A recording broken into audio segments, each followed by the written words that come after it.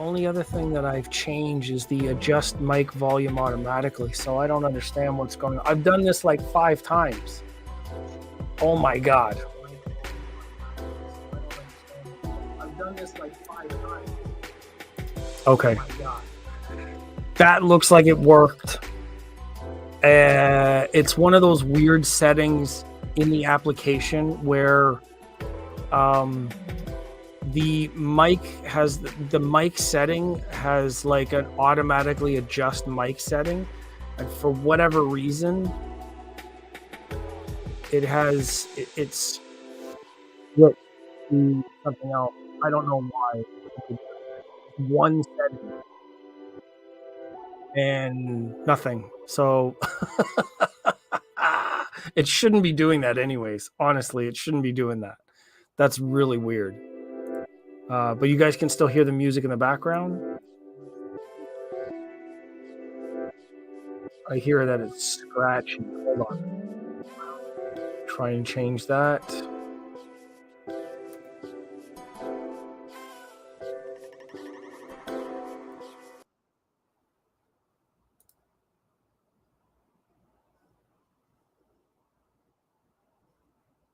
Wow. All right. Anyways, yeah, technical issues. The microphone and the way that this is all set up, there's some sort of like a loop through the DAC. And yeah, it still sounds distorted. I don't know what's going on with that. And it's weird because I've done so many live sessions here. And yeah, let me see. Yeah, that sounds fine. Okay. Let me know in chat if anything else comes up. If it sounds off or if something is different or anything like that. I'm going to leave off the background music because honestly, we don't need it anyways. But yeah, if it sounds decent, then we're going to leave it at that. And I'm just going to move this monitor window to the other side. Yeah, a lot of technical problems today with this. I don't know why, and I don't understand why it's doing it because I've streamed multiple times before and there was never any issue. And of course, the one night I wanted to do something cool, I get on here and yeah, anyways, thank you guys for being here. I appreciate it. I don't know what that's referring to. It's 30 seconds after the fact. Anytime there's a reference in chat, I have no idea how to keep up to it. Just let me know if everything sounds good in the chat. And throughout this stream, if anything changes, please let me know. That way I can change or adjust the sound or the settings or the whatever it is that's going on here. So I appreciate this feedback. Thank you. Thank you. Hear the countdown, yeah, because the audio was through there. So the microphone setting is what changed. Yeah.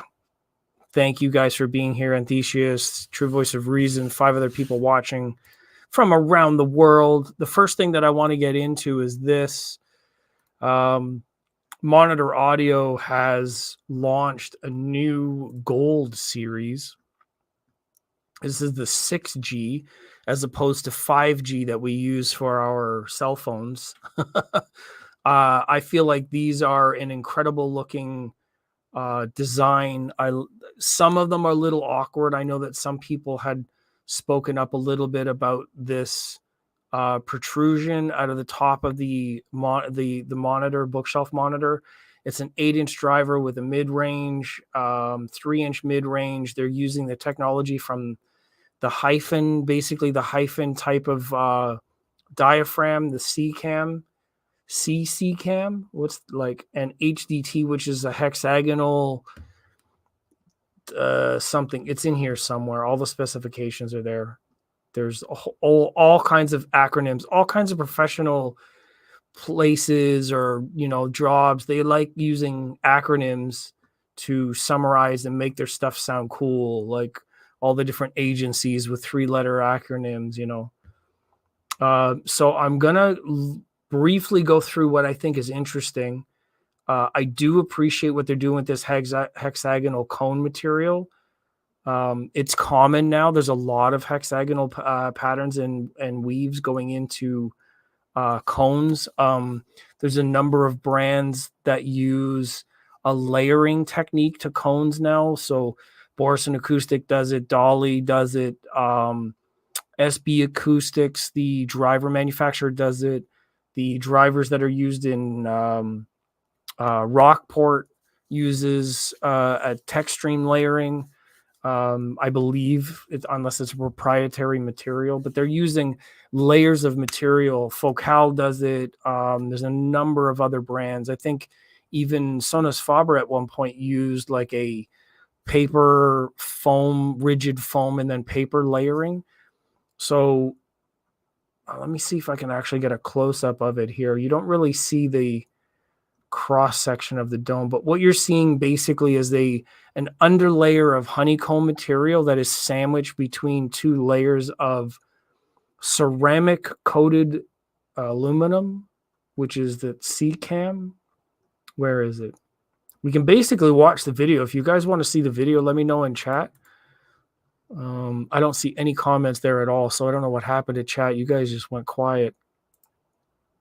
Feedback, please. Feedback is necessary. I like to know that everything is going on. So this monitor audio video is about 4 minutes long, 4.5 minutes long. If nobody's seen it, I can play it and then we can walk through it and let them tell the story without me having to tell the story. It's usually best to let a company say what they need to say instead of speaking for them. I believe this is going to be a really good series. This is the Gold series. So I believe that I have audio playing through the browser. So let me know if you can hear this. The Gold series was originally introduced back in 1988. And since then, it's been the pinnacle of Monitor Audio's technological offering. We've always strived to make the Gold series the best it can be at its price point. And Gold 6G is no different. So I'm going to pause it there. Is everybody, yes, you can hear it? Oh, you mean constructive comments? Always a smart ass. My man, can always rely on you. So Gold is a really special range. It sits between silver and platinum, and for the first time has its own set of bespoke technologies, bringing down from HiFi the MPD3 tweeter, but then really developing the mid-range and the bass drivers to be really special with a new technology we're calling hexagonal diaphragm technology. This is a new cone pattern that you'll see clearly on the front of each drive unit. So there you go. HDT is hexagonal diaphragm technology. It's not necessarily new. I mean, it looks new for them, but I do know that there are a lot of other companies using hexagonal sort of patterns or designs. You know, Borson Acoustics uses it. A couple of other brands I've seen using layering like that. So I don't know that the technology of like sandwiching a hexagonal layer is really new, but perhaps it's new to them, except for the mid-range drivers in the HiFi. That really optimizes the performance of the cone, ensuring the smoothest frequency response and the lowest distortion right up to the... Basically, what the technology does, because it's a constrained layer, what you're seeing happen is the rigid middle layer and the surfaces on top prevent it from moving or forming. So what they want is a perfectly linear piston movement. So when the cone is moving back and forth, it doesn't flex and wobble as it moves. And having a constrained layer like that actually helps improve the rigidity across the layering. Breakup. So the MPD3 transducer used in the Gold series actually utilizes some of the technology we see in HiFi. So I can't actually turn the volume up on the video. This is actually maxed already. So you're going to have to either I can turn myself down and you guys can turn your volume up, whichever way you want to do it. Cause I can do that. If that works, then I can turn myself down and then this will be louder. Hopefully. I've had enough fucking problems with audio so far today. I'll adjust my mic down a little bit. Platinum tweeters. We share the same diaphragm, which is a folded sheet that works like an accordion, so it squeezes the air out. This gives you a very low distortion compared to dome tweeters. So at Monitor Audio, we're renowned for our cabinetry. We use thick MD. It's actually a really nice looking cabinet, well braced across the middle, bottom, across both angles. And they have this tensioning rod from the front of the cabinet to the back of the cabinet. So the rear of the cabinet and the front are actually compressed. I guess they're under tension because these rods screw into the magnet structure and the structure here, and that binds with the front faceplate. So it actually pulls the cabinet this way. It's really cool. DF and braces internally, and this allows for our drivers to perform optimally. So we use rear bolt-through technology. There you go. Rear bolt-through technology. It's a way of stiffening the cone while keeping it light. Yes, the driver which allows technology. us to not have to use any fixings on the front, which provides a more clean aesthetic. So for Gold 6G, we've selected 3 cabinet finishes. We have our high gloss black, satin white, and our new Macassar. The Macassar is a man-made ebony, which is a lot more sustainable, but still exudes that high quality premium finish. I don't know. What color finish do you guys like the most? Yeah, they do actually. I really do like what they've done with this series. Let me go back to this. You guys don't want to see my nasty face. Yeah, I want to see more of the white as well. The black Every looks generation really of Gold slick. Series is about pushing the boundaries of what we can deliver at this price point. The level of fit and finish on this new range is above anything we've delivered for Gold before. The metallic elements of the new range have been elevated to a whole new level. Each of the drivers has been surrounded with... Look at that. Isn't that the sweetest thing? That looks so good. I think if I was going to take a risk and choose the Monitor Audio speakers for the next speaker that I was looking at, because these are in the Gold series, they're actually pulling a lot of technology down from their more expensive Platinum and HiFi technology. So you're actually getting a lot of technology for the price point. And these largest of the gold 6G comes in at around the same price that I was looking at. So, frame. Hey, my man, what's going on? Dave, listen to HiFi. Welcome. To add texture to the product. And then for the tweeters and the mid-range drivers in the range, we've added our signature dispersion pattern. This is a design detail that features on all Monitor Audio products, starting at the hyphen, and it really is part of our DNA now. Yeah, that white looks great. So you may have noticed that the 100 and the 500 have this beautiful aluminium spine on the top of them. It enables that tweeter to be positioned much higher up the cabinet than we do on, say, the Gold 50 or the Gold 300. That position optimizes the baffle step of the cabinet and enables the 500 and the 100 to have the same tonal character as the 350. And that's really important to us at Monitor Audio because we use our transparent design philosophy to try and ensure that all of the loudspeakers in a range sound as similar as possible. So at the base of our floor standard speakers, so the 300... Oh, they're going to go into it. They're going to talk about the bass. Oh my God, I don't like that bass at all. It's not terrible, but if I'm honest, it's like the most awkward looking thing on the entire speaker. It works, it's functional, but it's odd looking to me.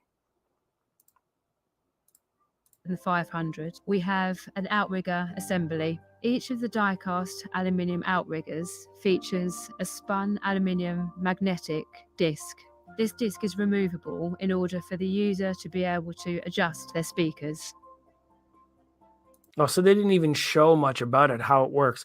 So in those, I got to play around with the HiFi feed a little bit at Toronto Audio Fest.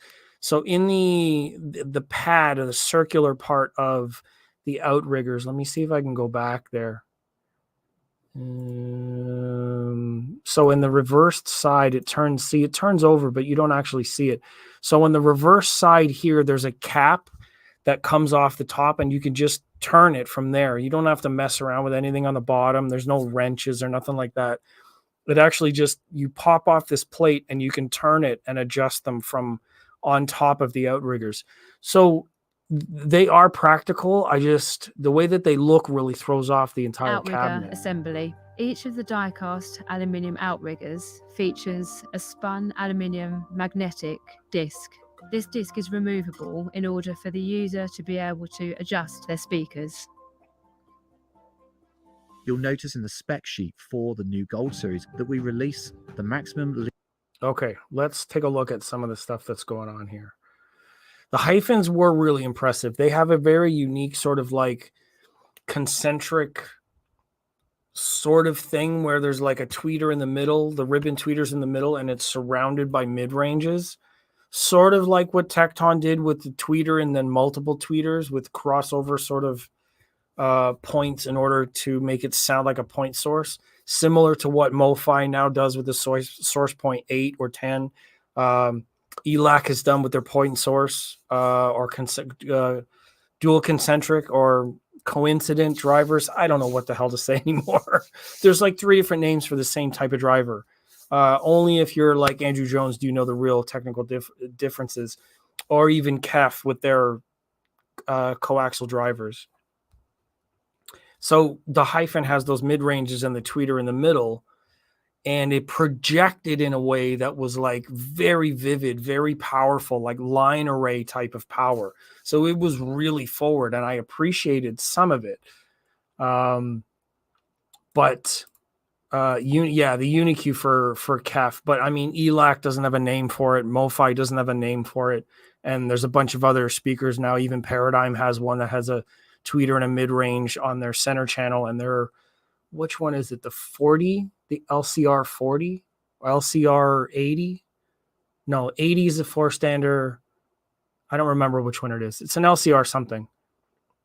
Anyways, so everybody started doing this tweeter in the middle, mid-range, like, there's lots of them, but I don't remember what they're called. Uniq's the KEF specific design. So what you don't see here are the specs for those drivers. Don't worry, I have them. I'll be able to scroll for it in a second. So let me see. Teak and gray sounds great. Yeah, as a wood option. Coaxial, yeah, I guess is what they're called. But there's also like coincident and coaxial, and there's another concentric. There's like 3 different ways to say the same thing. And I've heard it intermixed, so I don't know. Coaxial, I think, is like car audio speakers where the tweeter is like standing above the cone, so it's not perfectly time aligned. Coincident, I think, is on the same level, like a Uniq and MoFi and ELAC, and you know what I mean? Like, I think those are coincident because it's actually time aligned. Coaxial, I think, is just in the same place, but different. And then there's also like point source, which is a little bit different because then you have like tweeter and mid-range compression drivers that are like JTR uses, and who else uses them? I was just watching a thing the other day with the DIY Toys DIY speaker building competition. They were showcasing some stuff. Eminence, I think, maybe. I don't know. I don't remember who it was. Line Array Tech is one of speakers. Line Array Tech is one pair of speakers I'd love to own before I die. There's a lot. There's quite a few of them out there. I mean, the closest like ready-made sort of line array is like the panels from Martin Logan. Pretty close, pretty fast actually. So the 2 types are actually different, and you were doing a food job of differentiating. A food job. Yes, I love food jobs. It's different from a foot job, but that's a different podcast. Artist Clone and Mechanica, sort of. Not really, because he doesn't have, but I have photos of them somewhere, but he doesn't really have coincident drivers. I didn't remember, like they're MTM, but they're not coincident. It's like driver, tweeter, driver, instead of it being in the same cone. And it's not a line array because it's only an MTM, so that wouldn't count as far as I'm concerned. So like, damn it, Google typing sucks. Use your fingers, sir. Anyways, back to the video. Linear SPL figures for this speaker, and they are incredibly high. If a loudspeaker can handle a lot of power, can go very loud, then when you're using it at normal listening levels, the speaker is cruising. It gives you effortless sound and really meets our transparent design philosophy, that it's got smooth, clear mid-range, beautiful treble, and the bass is tight and controlled. And we're just giving you a tool here with the new Gold 6th generation that enables you to get more into that music, dive deeper, listen better, and be more emotionally connected to your music. The 6th generation of Gold really has been a pleasure to be involved with. Personally, I'm going to jump in here and say personally, I wish this trim wasn't gray. I wish this trim was also white and white here. Like I don't really see the appeal of so much contrast. I know that maybe some people really like a uniform sort of look, but personally, I wish that it was almost all the same color. It's not terrible. I mean, that's better. I think that's better white on white with this little bit of a change. I mean, the surround is black, so that would break that up a little bit. But I think for me, I'd want these done in a white as well. I don't see a reason to have them like that. Musetrex had a panel speaker that had unique sort of point source radiation. A few of them, and it does work because it projects sound in a type of way that you can get it very controlled, very sort of on your location, and you don't have to worry about the room so much. More for like overall volume than anything, because this is the same like Perlisten uses with their like beamforming mid-range tweeter mid-range in the same sort of coupling. We'll get to that later. I have some stuff to show and talk about. Gray looks awesome. You are wrong. Sure. We really wanted to Not when push it's the in my boundaries room. with this range, and I think we've done it. I think we've created something that not just references the past, it's about looking to the future. It's a contemporary classic. It's nice looking. I'm gonna see if I can get a demo of them. Okay, so we're gonna move on to specs. Specs. There's each model, technology. We just got through here. So you know what? I'm gonna go straight to the big ones. And I want to showcase a little bit of, so they do have grills. That's what the grill's on. There's black with the grills on.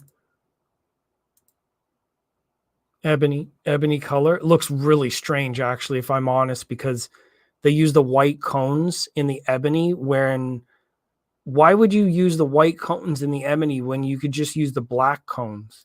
Why would you not put this black color in here? Because of the contrast? Is that personally? I'm going to switch it up again. I'm going to say I wish it had black cones on the ebony. I don't like that fact. So specifications. Here's the specs on the largest tower. The first thing that got me was that. Now, that's not bad. It's 88 decibel sensitivity. Let me blow this up. 88.5 is not bad. That's in the moderate range as far as I'm concerned. I prefer them at 90 or higher. I have a thing for the transient response and dynamics out of more sensitive speakers. That's just how I prefer them. That's how I've always enjoyed them. Anything that is closer to 90, I think sounds better in my tastes. The thing that I noticed also, port tuning 33, in room is 25 hertz, the lowest. So that's not bad, but that's -6. And here's their standard sort of, why it says 60,000. That's way beyond our needs.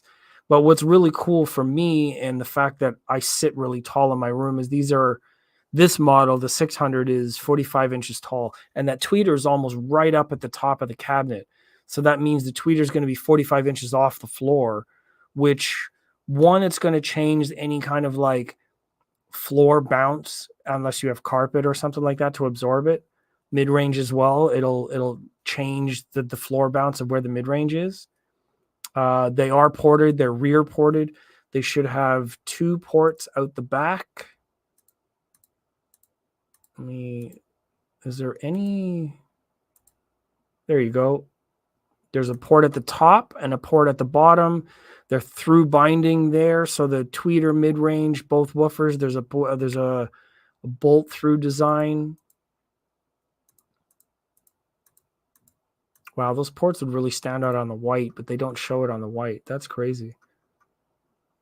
So basically that's it. I don't necessarily have much else to say because they're brand new. They just came out. I've never heard them. There's only one person that I've seen actually has them at home. I have a feeling that they work for the brand because they were only released this week and shown to anybody this week.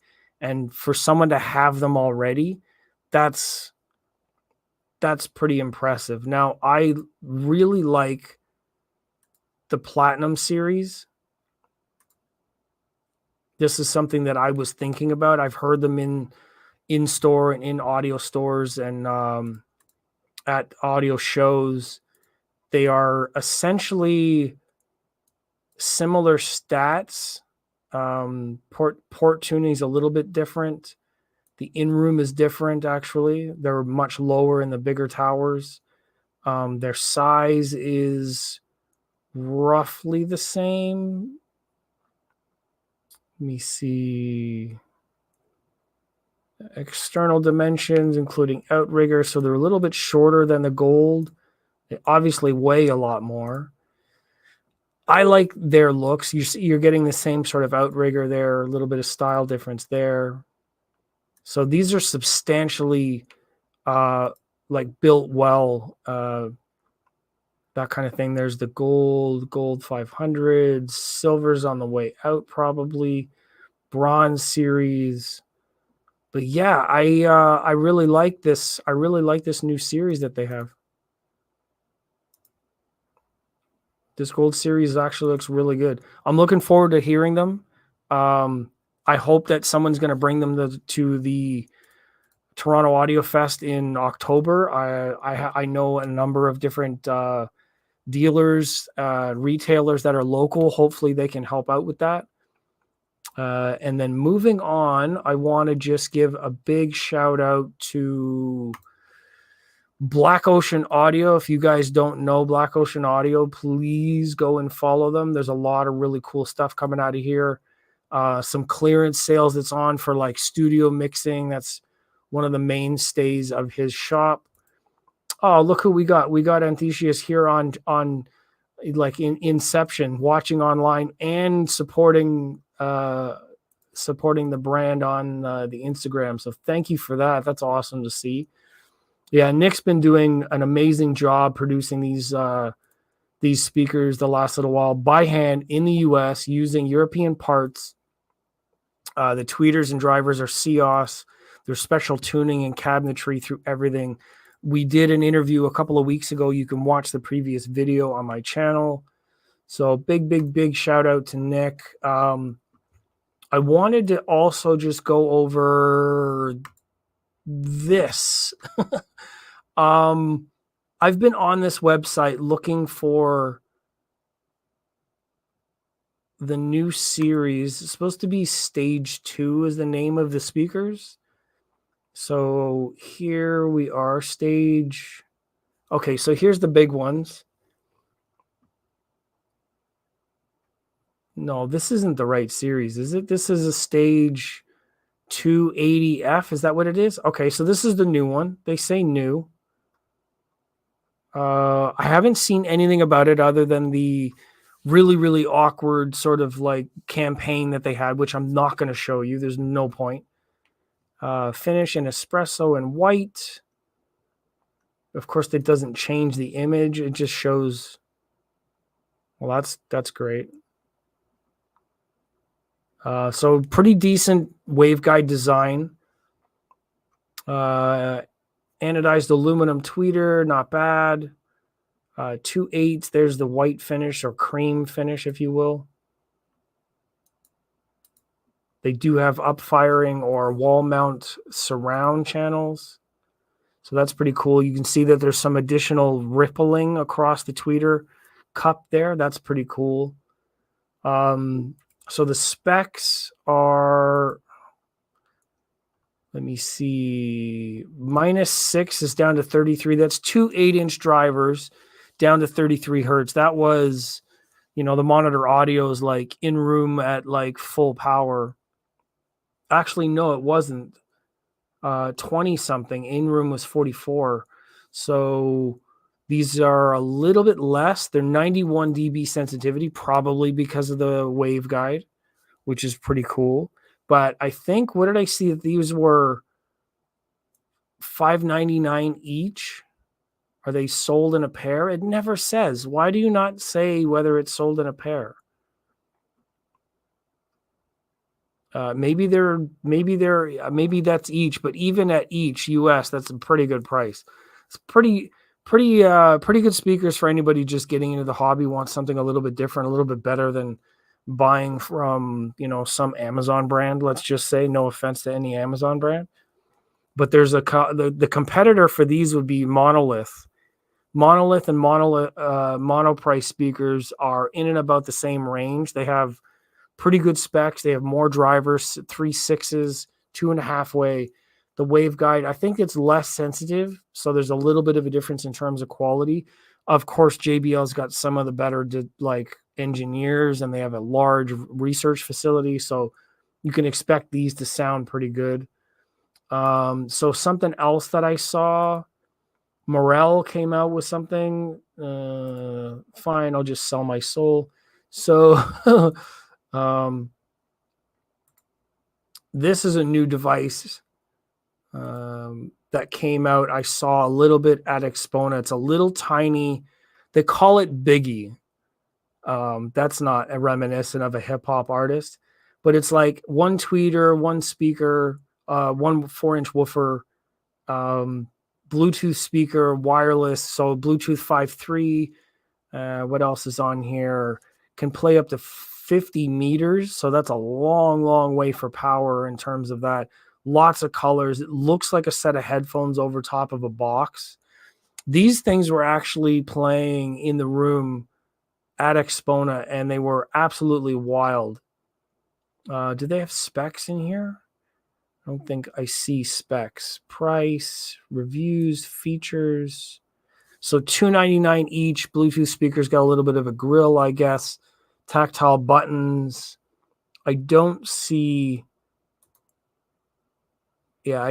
specs anywhere. Custom, so there's other stuff. Anyways, there was a press kit about this, and I wasn't going to copy and paste it anywhere. So I think so. I'm going to have to say that it's like mixed. Let me see. So you can wire them. You can wire two speakers to create stereo. So you can buy two and play each of them like a left and a right, or assign them left and a right, and you can play them as stereo. But I think, from what I can tell, if it's a Bluetooth speaker, then it's going to blend both left and right channels into one. So you'll get stereo sort of information, but it won't be coming out of obviously two speakers. So it won't be mono, but it will be point source, if that makes sense. So it's left and right signals mixed into one speaker, tweeter, woofer, but it's not like mono as if there's no left and right information. So pretty cool device. I mean, it won an award, and they were amazing in room. If you listen to them in room, they were like any other type of small bookshelf speaker, 4-inch driver, tweeter, and Morel knows what they're doing in terms of drivers. So really, really cool stuff. So DSP dynamic EQ. So what they're doing is they're maximizing the output of the driver with their built-in amplifier using DSP, so that they can get the most sound out of the driver without it bottoming out and that kind of thing, So it's probably limited in terms of its frequency, considering it's a 4-inch driver. However, there are some 4-inch drivers on the market that can really kick some ass. So I would not be surprised if they're even better. I mean, hearing them in a hotel room only does so much. But that's one of the new things that I saw. What else? I'm going to save the best for last. Get rid of that one. Okay, I'm going to move to this, and then I'm going to transition to a different product. If you guys haven't seen, the Audio Group Denmark released a number of different new speakers over the last few months. This was released April 16th, 2024. So this is the Access line of speakers. So the other range belongs to the Boris and Acoustics range or model of speaker or models of product under the Audio Group Denmark head. This is an Access, which is basically for like access to more people. So more people, lower price points. You can access this gear at better prices. That's essentially what's going on here. They released a number of different models. There's going to be at least the tower, the L3, the L1, which would be a bookshelf. For now, that's all I've seen. I don't know if there's going to be more speakers. There may be an L2, which is a middle-sized tower. There may be other products. I don't know. I haven't seen it. They also released the cables. So there's power cables. They have their version of the Darks, which are, yes, I believe they are Borison drivers. It looks like they're the same sort of diaphragm, but I imagine the basket and the technology in the background is going to be a little bit different. So we're using, says it's all on the website if you guys really want to look into it. I'm really just kind of showcasing what I see that's new, and you guys can follow to read up on it. But it looks like they're using double copper caps, pull rings to reduce the flux. The Borison X series. Yeah, so the copper is from the Borison X series. So it does look like they're rolling some of their Borison Acoustics X series technology down into the Access, with some exceptions, obviously, because it's a lower price point. The cabinets are not curved. The cabinets are very angular. You can see here that this is all sharp. It doesn't show the angle from the top down. I don't remember seeing any photos of it anywhere. There's not a lot of photos here. There's no tech specs. You don't see any kind of frequency response range. So this is just really new. There's not a whole lot of information on them right now.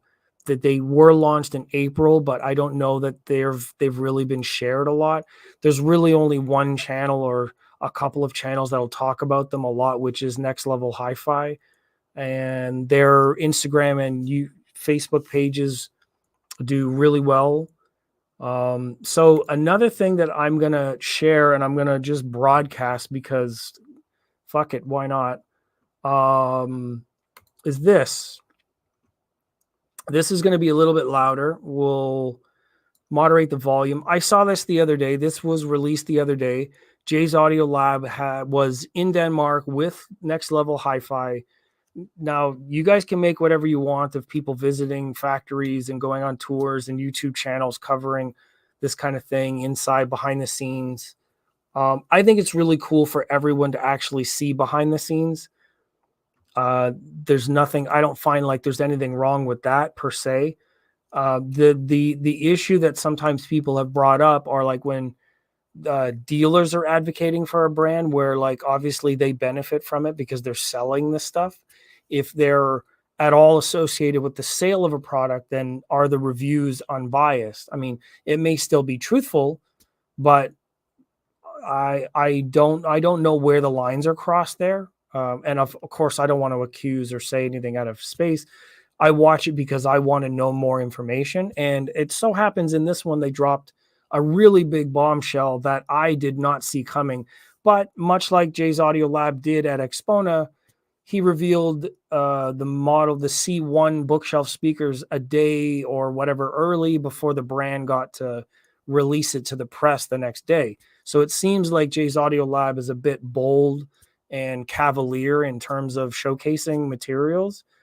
And hey, why not? If it's out in the public and these guys are the two owners of the company are right here talking about it, why not? Let's dive in and just listen to their conversation, because this is a big one. I was looking forward to this, and Jay seems to be the ambassador. So seen come out of your brand, which I am excited to see in the future, hopefully next year at some point in the US. Yeah. And that is the creation of a new subwoofer.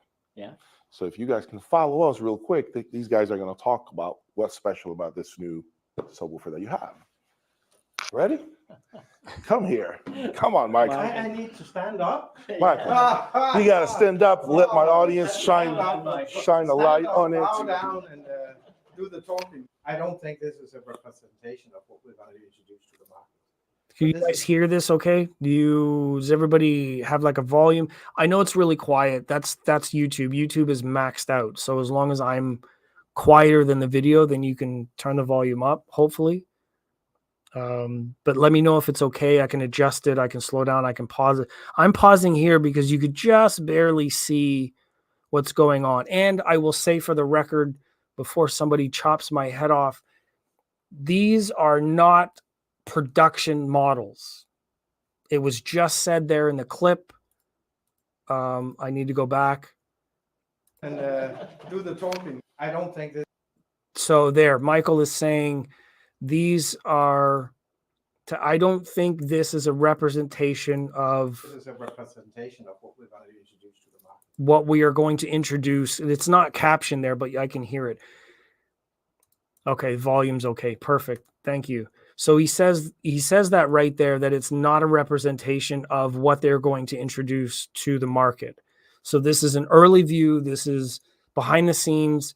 This is a room that's in Denmark with their listening, with their staff, like basically their listening lab. So they invited the crew over there to listen and demo. Next Level HiFi, Jay's audio lab went along. Obviously, he's doing his behind the scenes factory tour sort of look. I'm more than willing to showcase this, give him a shout out and showcase this material. Not necessarily because it's him, because there's a lot of people that have done that before and been in behind the scenes. But this is the first time that I have ever actually seen anybody talk about it. And I've seen them in photos. So I'm excited to hear more about what's going on. And I just want to share what's new. Representation of what we're going to introduce to the market. But this is a test bench. So these two cabinets, one in matte and one in shiny, is sort of like a pre. So there you go. You get to see that it's you'll see later on that they're 8-inch drivers, essentially using what I think is the T series drivers, because they have an 8-inch woofer, but it's behind a baffle.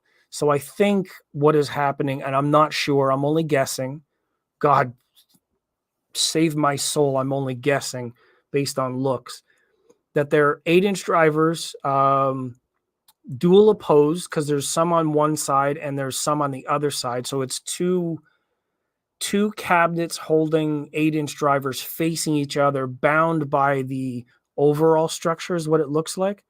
Let me go back a little bit. You can see that it's this chamber and this chamber held together with the top and bottom plates. You can see here as well that there's something going on here, but I don't know what is going on here. And it's two different subwoofers, so they're not joined together, or who knows what's going to happen. Hyphens do the same thing. Exactly. Good eye.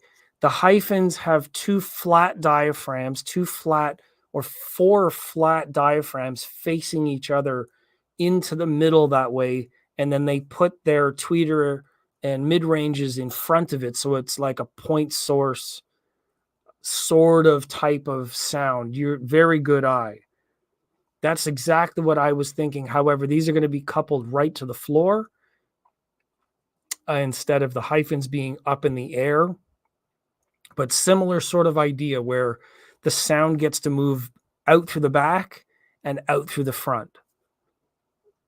Very, very good point of view there. Cabinets, one in matte and one in shiny, is sort of like. So it's satin black and then gloss black. So yeah, it's the same sort of material there. You see more of the carbon there. The top one looks a little bit more shaded. Most subwoofers, down-rolled surround. They rely on building pressure. So they maybe a closed cabinet. So you don't see a whole lot there, but They're base demo base models. They're models. lab testing them. Here we So have a there we go. soft-loaded dipole, and the target here is to put velocity into the air, create air motion rather than to create pressure. And by doing that, we take the stress away from the driver and let the driver work a lot easier. And that means that the speed we get from this is a lot better. So creating a subwoofer that actually times small drivers in a monitor, small mid-ranges, is a daunting task. And I don't really want to watch through the whole video, to be honest with you. If you want to go watch it, I'm taking away from his viewership right now, which is not fair. I don't want to do that. So I just want to showcase that it's new. It's happened. His video is available. You guys can go and watch it. The last thing I want is Jay going, "Hey, what the hell, man?" You know, which is fair. You know, I'm taking away from his viewership. If you want to see the video, go ahead. It's on his channel. So the last bit of news, pretty nicely finished prototypes. Yeah, I agree. Well, I mean, you need to be able to test it with finish because that adds rigidity to the final cabinet. So you need to be able to do that. Later on in the video, you can hear that they talk about the crossover points and power and things like that. So that's all to be figured out. But right now, it's just a matter of their configuration there. So pretty interesting stuff. The last bit of news that I want to go to is this. I haven't been more excited about a speaker launch since I found out about the Borison Acoustic X series. The Borison Acoustic X series as a lower price point for their models excited me more than anything else, more than most other things that I can even remember. It gave me the opportunity. Same thing when Sonus Faber released the Lumina series. The Lumina series came in below Sonetto, and it allowed for a lower price point introduction to the brand. Sonus Faber's always been known for great speakers, and I was excited about that. That offered me that opportunity. So I bought them. I bought the bookshelves. I bought the Lumina 2s. I bought the Lumina 5s. I enjoyed those for a while, and then I got another opportunity to move to Arundel, which I have now. I have the 1723 THX tall, biggest towers. And then this little bit of a teaser. You can see even at the bottom, they're hinting at something that's going on there. If you look really, really closely, you can see that they're actually showcasing a little bit of what's coming in the next little while. So here is something that I want to show. I don't know that there's a lot of sound for this, but I want to showcase it anyways. And I want to talk about how this is like reminiscent of other brands. Not to say that they're copying, because a lot of this stuff is very close to the chest, and they're doing their own thing and proprietary and making it their own. But from what it looks like, I recognize bits and pieces from other brands in this design. So let me just play this clip. You guys have maybe seen it. Hello. What's up, Scotty? Nice to see you, man. I know that high fidelity, high good vibes and all that's on tonight. So thank you for joining in just for a minute. So yeah, here is a video from the Arundel website, which you can go check out. It's the link is in the top here. Actually, you can't see the link. That's hilarious. But here we go.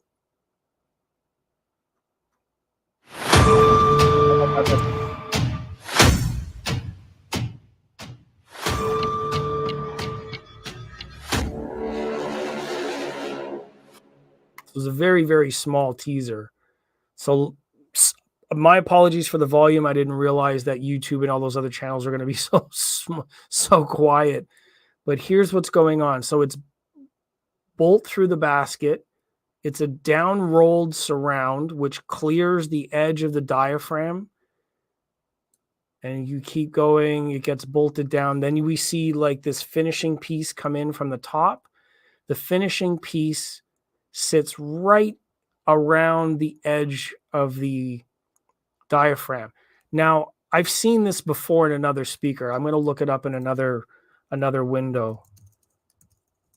and I want you to take a look at some of the design language for this other brand, and maybe you'll recognize it.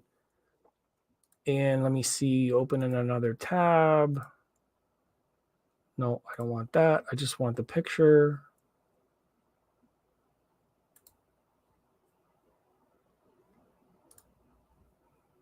Image in another tab. Okay, so we see this edge, this diaphragm sort of edge here where it looks flush. So they cut it off right before that, but you can see how it's really flush around here.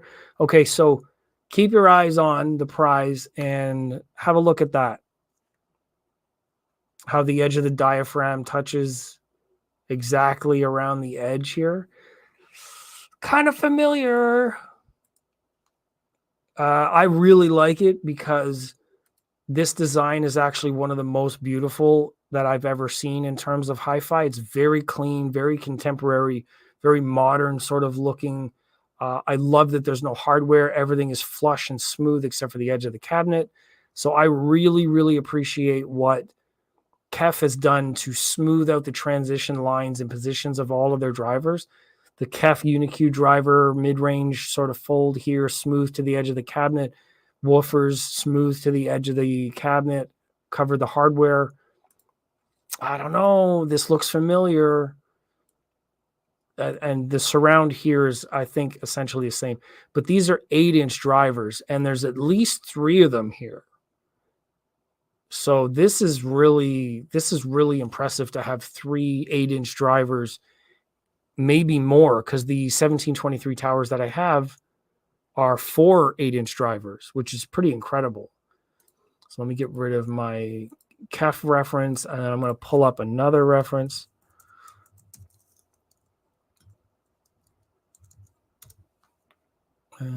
So this is, I'm pulling up another reference point to another speaker that we're going to take a look at. Let me see. Towers. I might not have needed to do the full website. It's actually too slow. So let me see. Do this one. Okay. So further down, we get a little bit more. It says experience precision with our advanced 3-way design. So here's another clip. I'm going to try to mine the volume, but it kicks in pretty loud. So bear with me a minute.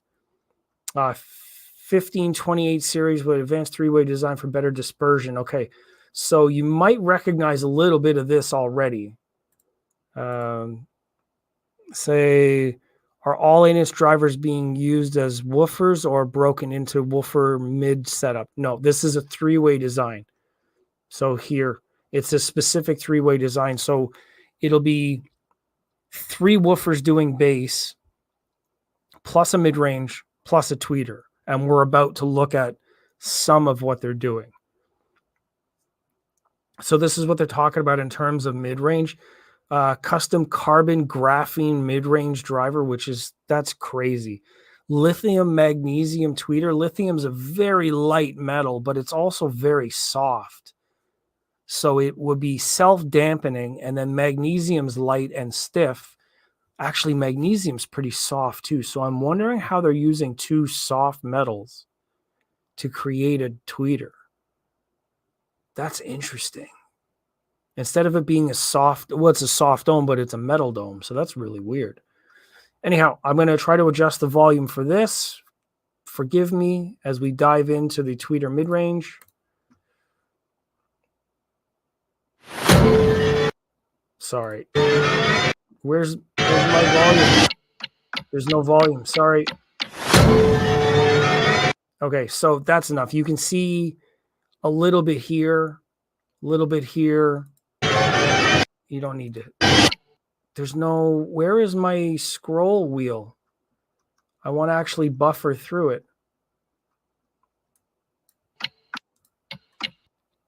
Damn it. It doesn't allow me to scroll through this video like the previous one. So let me see. Does the 1528 refer to anything about the driver compliant? Nope. There's no information on them yet. There's 0. All we have so far are these two videos. That's the most that we know, is just this and this. I'm just analyzing whatever's on the website.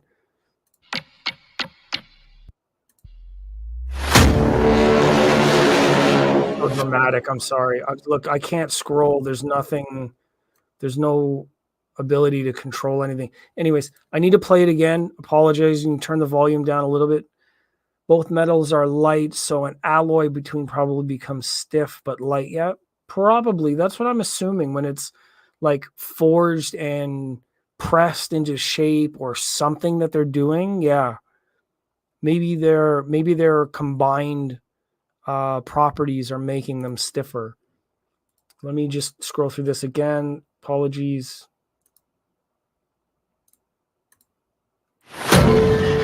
Okay, that's all I need. So here you see the dots.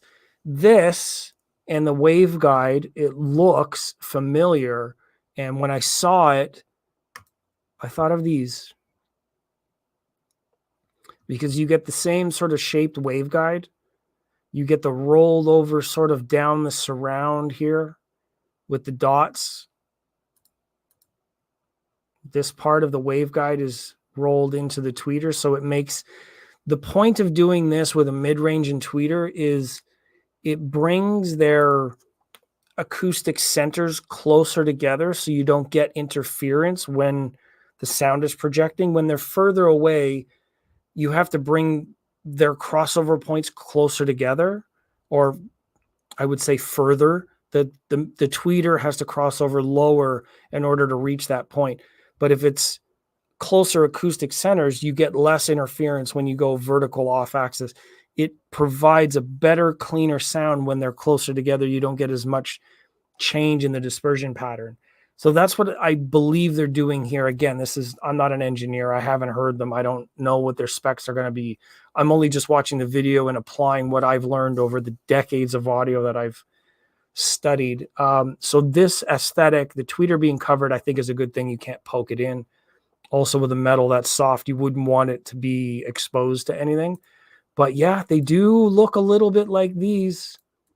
I gotta say that rolled over surround and the mid-range, sort of the domes that are doing mid-range duty for the per listen, pretty incredible design. They've proven that this works. They've got so many awards. They're selling well. So it's my prediction that these are going to have a look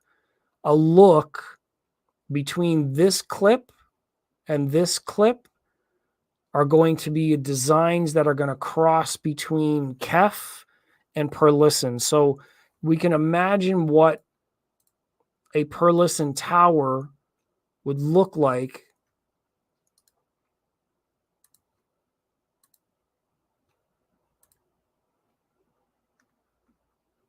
with that KEF aesthetic. So instead of seeing the surrounds, we downturn the surrounds, change the cabinet. So it'll be, I'm assuming and I'm guessing that it's going to be a little bit of a mix between the per listen look, where this follows KEF exactly. KEF's R11 design and reference design is their coaxial driver with woofers on the top and bottom. So that's exactly the way KEF lays out their design. But we see in this other video that these three woofers are side by side. So we're not going to be seeing that kind of layout. I believe that this is going to be three woofers, then on top is going to be mid-range tweeter. So hard to say yet, but that's the latest news in terms of Arundel Sound and what they're bringing to the table. I'm extremely excited for this because their existing line of speakers has been incredible. Their THX lines sold like crazy. I have the white ones in my room, which I think a lot of people know already. I've enjoyed them forever. This last year has been incredible in terms of like learning what they're capable of. A lot of people reviewed them before I got them, so I was able to evaluate and predict what they were going to sound like for me. Their specs in terms of what I appreciate about them, tech specs, sound. The thing that I like the most about them is right here. They're 92 dB sensitive. And that's the spec that I like the most. Let me just move my face out of the way. 92 dB sensitive with a low frequency output of 34 hertz in room plus or minus 3. So like in room that will drop to like 25. They're really, really good for 2-channel. They've been incredible in a lot of people's stereos for home theater.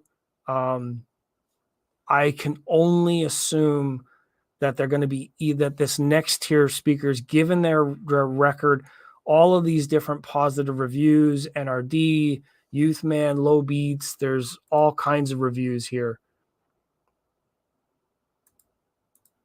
Jay Ziagi's report, the Spec of Text report there, the Audioholics report.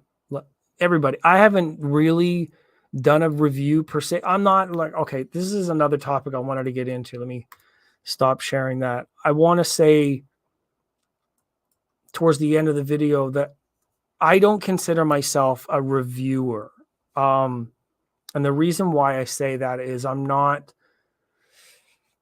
professional in what I'm doing. I'm speaking freely, generally off the top of my head, most likely live, where I've gone and screwed up a number of things live. I should actually play a bit of that. You guys want to actually see some of the live that I messed up? You scare somebody and give somebody a heart attack? I wonder where it is now. I don't remember exactly where I put those videos. I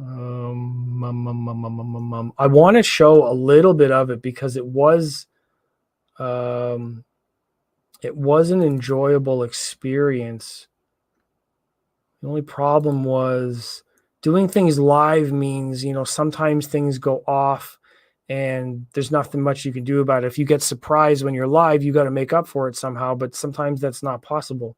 So the live that I'm referring to, that's what happened. I don't know where these clips are anymore. I think I might have just hid them away somewhere really far.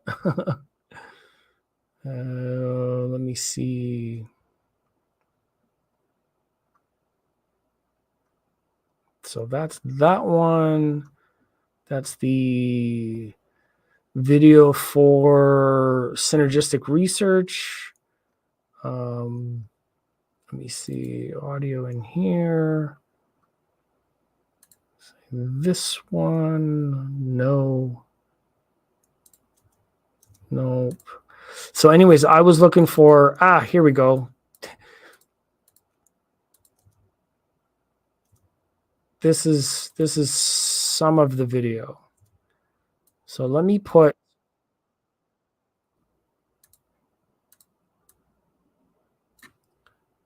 I'll put on this video and we'll just kind of go through it because this is also new and I didn't really want to do away with this completely because I felt like it was a good moment. I felt like there was some really good moments in this video. I have the other video, the other angle, but what I want to play through is this is essentially the assembly, which I assembled wrong.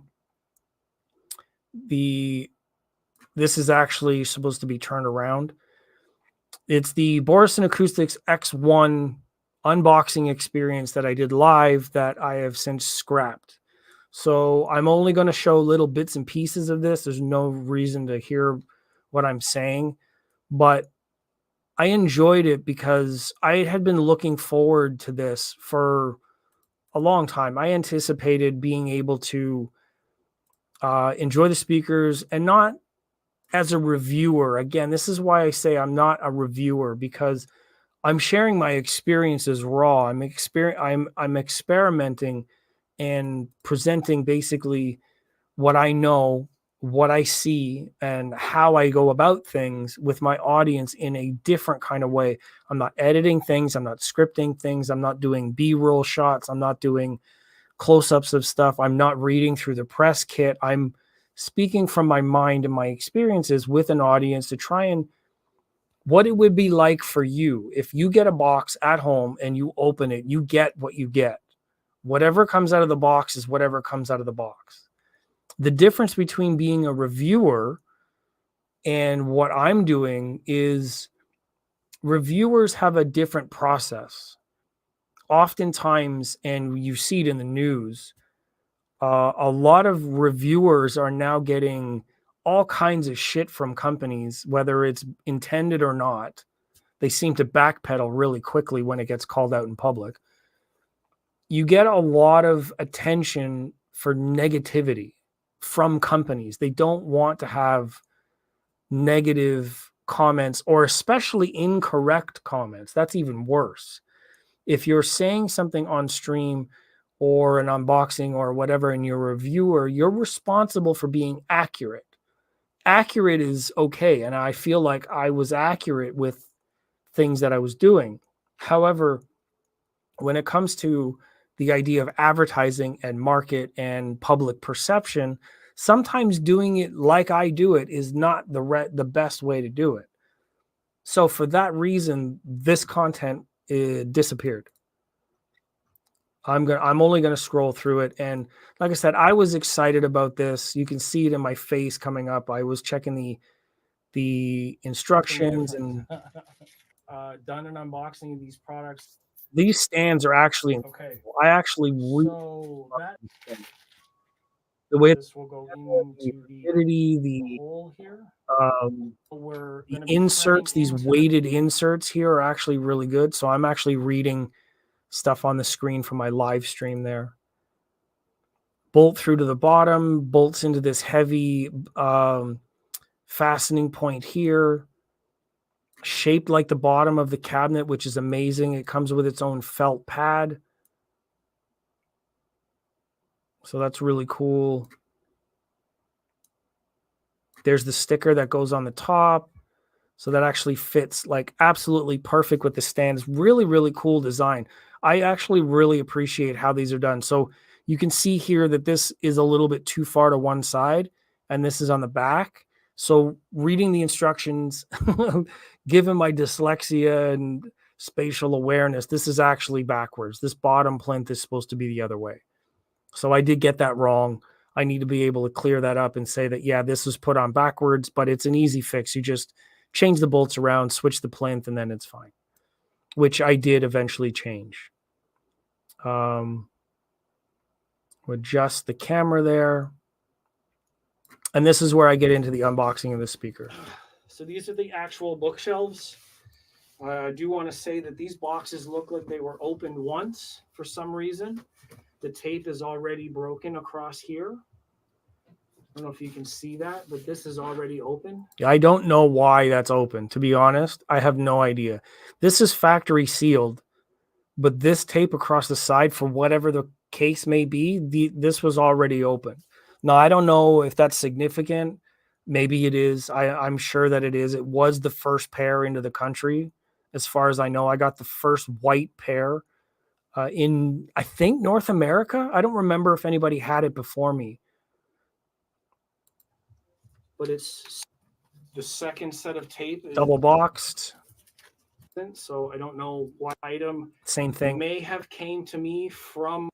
So this was also white taped, but this was open. So similar process there. Different relation, because we really don't know. Oh my God, I'm so excited. Oh my God. Probably the most excited I've ever been to unbox anything in my life. And I've had some pretty cool shit in my life. You shouldn't be able to put them together wrong. It's not your fault. Well, I'm going to say yes and no. I agree with you. Like so this is a good comment in terms of engineering. Also shout out to Geshelli Labs. I put this thing up here on purpose for them. Stupid. Yes and no. I like this comment for a number of reasons. Shouldn't be able to put them together wrong. Not my fault. Well, my fault for not reading the instructions, because they could have gone together correctly. However, I agree with you. If they made the pins in a different place or certain like fitment pins, you know what I mean? Where the alignment for the top and bottom, you couldn't put them on upside down, because you could totally do that too. Have it lean forward instead of leaning backwards. I actually had to visualize how to put them together. So if there's a bit of feedback that I have for them, which they never ask me, is that with these stands, if there's anything else that can be done to actually mitigate that exact point where you couldn't put the bottom on the top or reverse or anything like that, yeah, you could actually have, because the spacing of those bolts is actually this equal on both the top and the bottom. So you could easily reverse them or put the top on the bottom so it's all fucked up. So yeah, I agree with you that there could be some additional engineering for a set of pins or a key or something to lock the orientation from top to bottom, but they have detailed instructions. So that was really my fault. Yeah, offset the bolts or something and not symmetrical. Exactly what I was thinking. In a lot of other engineering projects, that's what you would do. You would actually have them offset to a certain degree. Like at my workplace, I assemble stuff all the time, and it's so critical to get it right that the engineers have actually offset a lot of the bolts so it can only be threaded in one direction and it cannot be put in wrong. 100%. I fully agree with that statement. That would be my assessment of something like that as well. And it's only my observation. This stuff is relatively new. The X1s have only been out a year. A lot of other products on the market now have been out for many years. So this happens with everybody. No one's perfect. No matter how good the engineer or how many years they've been in something, trying to put this stuff together from scratch for a new brand or a new shape or whatever, hey, everybody needs a little bit of consulting. Let's just put it that way. And personally, I don't want to be a reviewer. I would much rather be a consultant. Send me stuff. I'll never put it online. I just want to have a look and then analyze everything. I'm really good at spotting QC shit. Believe me, I don't want to be good at it, but I am. So I'm just going to fly through this. I want to showcase a little bit about how these unboxed. I think my hard drive went to sleep. Slow pull or a fast pull? We'll do a slow pull. They're pretty heavy. What you should really good stock. Doesn't matter what speaker it is. If there's no instructions, place your hands very gently on all sides just to kind of get yourself oriented around what it looks like. If there's a speaker grill, these do not have speaker grills, so that means the tweeter and woofer are both exposed to your fingers. Yeah, that's true. Is reviewer a bad word these days? Well, no, words are just words. In my opinion, a lot of people that have, like sticks and stones sort of phrase where words have been tossed around and people are like, oh my God, that's so offensive. You can't say that. Like, please give me a fucking break. We're all adults. Most of us are adults, and adults are responsible for teaching our children. I think that there's something else going wrong with society these days, that words became weapons and we allowed that to happen by being soft about it. I'm not in that camp at all. I believe words are just words. They mean something, but their meaning is cultural. And I think there's something that's slipped between the cracks with the culture. That's really what I think about that. They did that way so when you cross the equator, it's still oriented north-south. Thanks. Please don't ever do stand-up comedy. Yeah, thicken that skin like gravy, in the Thanksgiving basket. Yeah, absolutely. So don't be like. So I'm just molesting the. I don't know if I could say that on YouTube. The feeling for the speakers to make sure I don't ram my fingers into the drivers, the tweeter, the woofer, that kind of thing. Trying to move everything out. They angled the foam on the bottom as well. Do you see that? Yeah, that's really good consideration in terms of because the bottom of the speaker is actually on an angle. Ready? Are you ready? So to put her on the stand.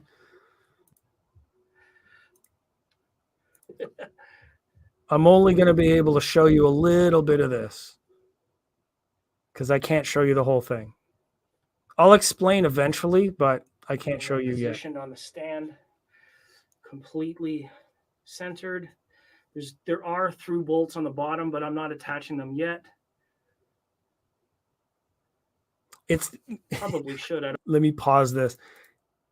Yes, 100% comedy is about timing. Obviously, that was not a thing with the comment. So this, yes, of course. And of course, like I'm 30 seconds ahead of you. So by the time these go, these come up on screen, it's late. So it's really hard to do comedy and comment sections because everything is moving so much faster. So yeah, that apply. I get what you're saying, and I kind of have made the reference, but yeah, the timing's bad with comments, especially text. I can say it because I'm vocalizing. It's in time with everything, and you guys can see my body language. Stand-up comedy does that. It's like, you can hear my tone of voice, my inflection. It requires more. Comedy in text form is really bad. I don't want them to fall off. All right, here we go. Did you get to listen to them a bit at least? Satisfying? Yes and no comment. It's too early. Here's the pull. So I'm pulling the sock. It's actually a really good material, soft, well damped. There's a string on it. All right, here's the reveal. I deliberately did this very slow. They're beautiful. They were amazing. I'm still in love with them. I still appreciate them very much. I think that it was brilliant to be able to do that. But you know what? I don't have final word on a lot of things.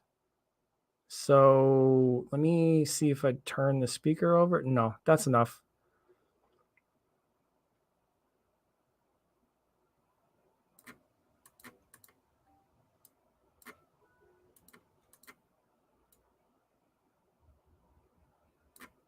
There, I'll show you that much. They're amazing. What can I say? They're an incredible speaker. They're designed well. They're built well. The stands are amazing. They're packed well. All the hardware was awesome. They came with white gloves that I did find in another box. So yeah, it was a good experience. I think that one of the most fun unboxings I've ever done. Absolutely. I have never had more fun. I was more excited about that than anything else. So it's just a shame that something came up and I had to return them. I'm still waiting on the callback, basically how that goes, what's going to happen next in the meantime, and not waiting on it. Cause what's the sense? What's the sense in holding my breath? I'm moving on to some other things. I've got some other surprises coming. I haven't really told anybody that I have surprises coming, but I have surprises coming. So that's also new this week.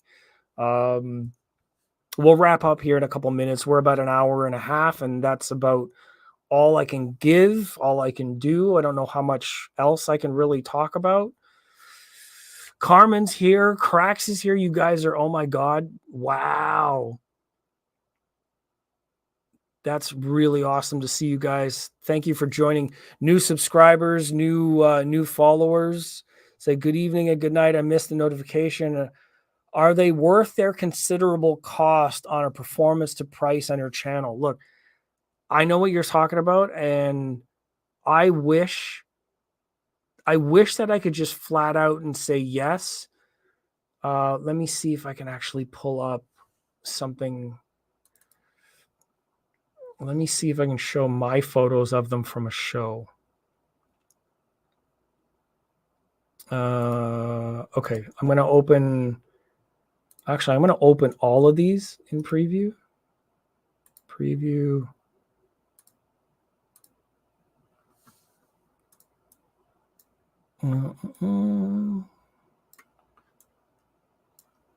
So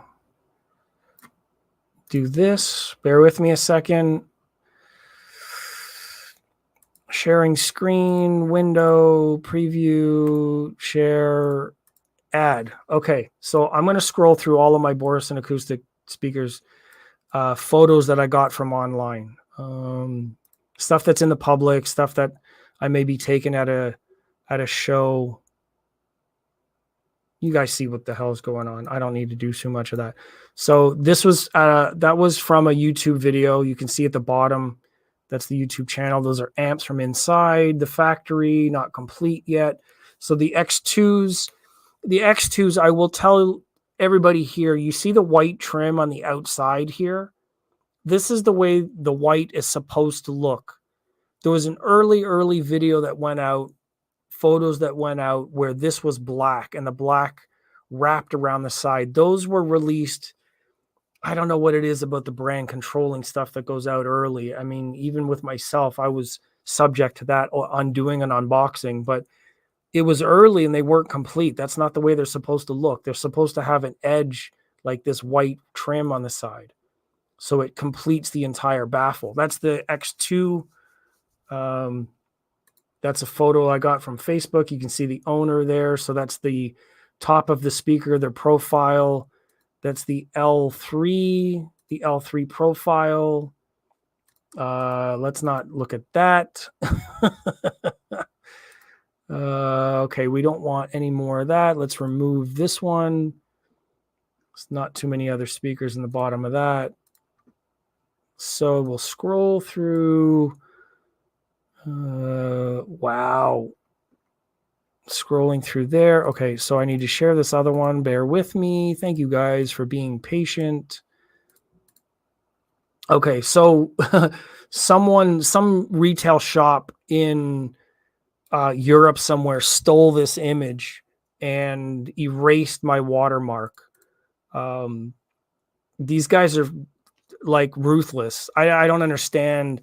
Like, there's absolutely no integrity when it comes to advertising and marketing or whatever. These guys just steal and use whatever they want or whatever they feel like it. They're acting like scavengers rather than professional industry people. They just see whatever they like and they just take whatever they like. The fact that I had it watermarked and they removed it and reposted it, just, so gross. Not forgetting this one. Speakers suck. They know your channel. Okay, so we're going back to. Let me see. What's the question?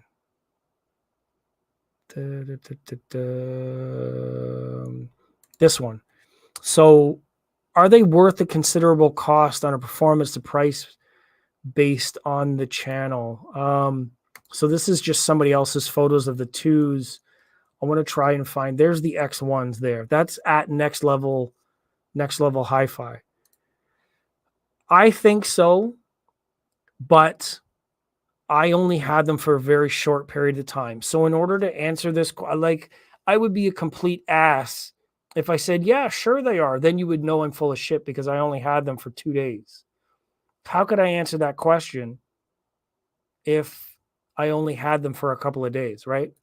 Like, that's a big thing that I want to say to the community is, like, when you see reviewers, if you don't know a lot about their process, if they don't describe to you what they go through, there's a few guys that are really good. And there's some that are even better than just reviewing, where they measure the product and they show you, and they, like Aaron's Audio Corner, ASR, Audioholics. They are doing everything they can to showcase the product and give you every bit of specs possible. And then there's a lot of guys that are like basically like me, and they have a process and they have a room and they list their equipment, and not magazine reviewers. There's a lot of those guys in the industry that have been around forever that have a different process. Reviewing and like using YouTube as a platform where I can come on here and be, like Dude Perfect, or I'm not going to say other popular YouTube channels anymore because they're getting in shit like crazy. You can essentially just say whatever you want. Nobody holds you accountable until the brands reach out to you and say, hey, what is this? Like, it's one thing if they say, like, this and this and this is inaccurate, it needs to be corrected. That's one thing. And it's another thing to just fight it because it's negative. Like, we have a right to an opinion, and it's an opinion. So the public takes an opinion like it's gospel, and that's wrong. We're just one person. Oh, and to go back a couple of streams ago, someone called me out in my live stream because I said, you listen to reviewers and these guys talking about their products, like Aaron and ASR and Audioholics, and a lot of these guys will actually showcase a lot of their process. Ron at New Record Day, same thing. Measurements. Andrew Robinson, same thing. They at least talk a lot about their process. They talk about a reference point. With a lot of people who are sharing just their subjective opinions, their only reference is what they've said about each speaker over time. Listening demos online are pointless. So I said in another video a while back, anybody who's giving like subjective opinions about speakers and not showing their hearing chart, like hearing test, should basically just stay quiet, because how do we know any of what you're saying is real? The truth of it is you don't. Even if I show you my hearing test, and I'm getting one, I have one scheduled for next weekend. So to be like, that's for me being called out on something I said, but I'm backing it up by going to get my hearing chart so you can see what my ears actually hear in the real world. Then when I say something like, oh, it sounds like this, it sounds like this, it sounds like this, you can check my hearing chart and be like, well, maybe the mids are low because you can't hear mid-range, right? Like, that's significant. But also, if you don't have a measurement of your room, how is anybody supposed to take your subjective opinion versus the room without the reference point? Like, it's very tricky. So to answer this question, say, are they worth their considerable cost on a performance to price on your channel? I'm still going to say yes, because the potential for the technology is there, and I've heard them in multiple places. I've heard those X6 in a room. Those 3 or 4 videos are on my channel. You can listen to the sound demo. I've listened to the X1s at 3 different locations as well as at home, and I know their consistency. For me to say that they have the potential, yes, but I only had them for a couple of days, not broken in and not perfect. That's all I'm going to say. Doesn't count. Whatever I say about them in terms of sound doesn't count. That's the truth. I can't answer that question. Crack says, hey, I hope I'm not too late to join the stream. Absolutely not. It's okay. I'm just catching up to the comments. David, what's up, my man? Good to see you. True voice of reason, sharing love all around. I say, yep, you're right. At least 30 days setup and use is a minimum. Exactly. 30 days, whatever that case may be. Yes, that's reasonable. I'm just showcasing the product because I've always been impressed with their design. Truly in love with the design philosophy. I appreciate them very, very much. Let me see. Going back, but that guy was just spamming. I think it's not the place for that. He had to prove a point to himself. Yes, thank you. Cracks was there that day that I was talking about, the person that was in chat, and I had to mute them because they were just ranting about their point of view in terms of, I was asking people to be quiet, but I haven't shown mine, so maybe I should be quiet too. Like, you got me. Big deal. Good job. It's, and to spam the chat, to have everybody else subjected to a one-on-one sort of I got you sort of attitude, just kind of pathetic. So anyways, I'm getting my hearing test so the rest of my viewers and real followers and friends can see what I'm talking about. I'm all but happy to do that. I don't mind that I got called out, but I don't like being berated in chat. Like, please save it for the playground. David says, get what you like, try what you can, love what you love. 100%. That's a true statement in audio, because just like steak, or if you're vegan, then whatever you like on your vegetables, grilled or barbecued, I don't know. All of our taste is different. Every bit, every single ounce and drop and second of our subjective experience is entirely up to us. There isn't a single person in the world that can tell you what it's going to sound like. There's predictions in science, But psychoacoustics only goes so far. It doesn't tell you the whole story. Your own personal listening in your own room, on your own cables, with your own amps, in your own chair, at your own listening height, with your own ceilings and carpet and curtains or plants in your room or wherever your speakers are. That is the only true representation of what something is going to sound like, because it's one and one. Nobody else can tell you the difference. Honestly, it's completely subjective. Crack says every speaker's sounds extremely different. Depends on the room. The room is definitely 50% or more. Sorry, the same speaker can sound different. Yes. Laughing at my vegetable joke. So one person opinion is just that. I can't believe anyone would think that one review gives the full truth about anyone's potential experience. 100%. And that's the problem that has happened out there. Like I said earlier, where someone asked, I believe it was, I think Dave, you said the same thing, is reviewer a dirty word or a bad word now? I don't remember where that came in, but yeah, it's like we're just talking. It's just words. And words need to be like, they need to be substantiated by something in the world for them to make sense. And to have someone just talking, like there's a reason why one of the books says don't worship false idols. Speaking of which, let me just move over here and showcase my shirt off. Hello. Okay, that's enough of that. Some people will get it. You're not supposed to worship false idols, because false idols can lead you away from what they call the truth. But the truth in this sense is there's a science to these things. And there's also a very, very real subjectivity. It's like a philosophy topic that a lot of people just don't bother learning or thinking about. And I have another really big problem. I've been live too long. Oh my God. Problem with the idea of opinions being represented as truths, like my truth. Like, give me a break. Okay, yes, you have a subjective experience, but that's not up to anybody else to abide by. Nobody else has to entertain your version of reality. Take it easy. True Voice of Reasons. What are words for if no one's listening anymore? That's a good rhyme. I like that. Put that on a t-shirt. Cracks' good example is bought the Epicon 2 bass review. It's a good bookshelf speaker, but can't keep up with the good ones. Interesting. What would you say is a good one as a follow-up to that? So I was not happy, but it had only 4 to 5 stars, so very good. Interesting. So, and that's the thing is, like, it's the votes are given by a subjective experience from a number of people.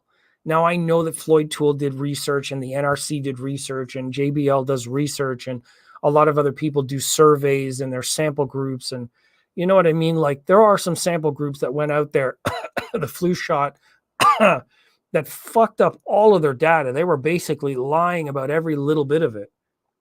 So who do you believe? I mean, I was definitively approached by a marketing director to go on to AVS forums as a fake name and promote the brand. And I said, no, because I'm not going in there and basically lying about something and pretending to be someone I'm not. And like, it's like guerrilla marketing. I was like, no, I'm not doing that. I'm not saying which brand, but that was real. So how can you believe anything? Like, if you can pay and go through like bot farms and click farms where they're just artificially, voting for something and making reviews just to make it look good, then how do you trust any of that? It's a really big issue. Music reference. Oh man. Missing persons. That's where this is from. Okay, gotcha. We're getting there. We're filling in the gaps. Cool. Hopefully you guys don't mind this the photo that I got going on there. That's the L3. That's the C3. If you guys are wondering what the race car stripes are all about, that's a carbon fiber panel that's down the side of the cabinet for rigidity and structure. It's not just aesthetic. It's actually a purpose attached carbon fiber sheet. Where are we with these? So many photos. The threes, close up of the three. Move on. There's the T5s. So these are the 8-inch drivers, I believe, that were in the subwoofer that we were looking at earlier. To go back. So let me catch this comments. I consider buying PMC. PMC is actually really good stuff, in my opinion. I listened to the new Prodigy something, the new bookshelf and tower speaker. Really, really nice stuff. I listened to them on PS Audio at the Toronto Audio Fest. Really good stuff. Very clean, clear, crisp. Like they basically use them in studio monitors. So really good stuff. It's way better. I'll say, considering I bought PMC speakers, that was way better, and Canton kills it too. So I had to learn to always do listening tests before buy. 100%. This is a really big trick though, because you don't always get the opportunity to listen. There's a limited amount of places that you can listen. Hotel rooms are not perfect. Showroom floors are noisy. You don't get personal listening just anywhere. This is the rear of the C3, I believe.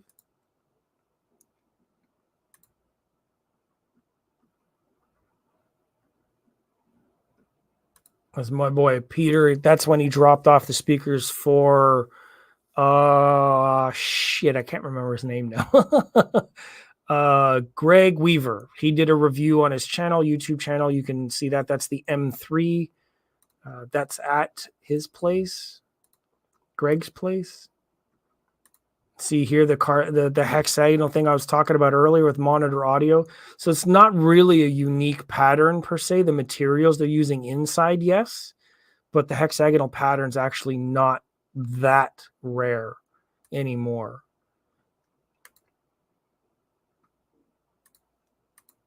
The Z series, that's an outgoing. That's an inside shot of the X3. And then, yeah, me trying to get the photo of the X6 at Montreal. Oh man, good times. Anyhow, I'm gonna stop sharing that and say in Switzerland we have Mueller and Spring. Oh, you're in Switzerland, I remember now. So it's really late night there again. If you're interested in buying a speaker, they will set up comparison. Yeah, very, very nice. Some shops will let you do that. Some shows will let you do that. It's always a very, very good idea to listen in person somehow, some way. Arundel's got a money back guarantee. SVS has an in-home trial. Emotiva has in-home trial. Most dealers, if you talk to the dealers, they may be able to give you an in-home trial. You have to talk to them independently. Depending on how much money it is that you're spending or what kind of a client you are, they may allow you to do that.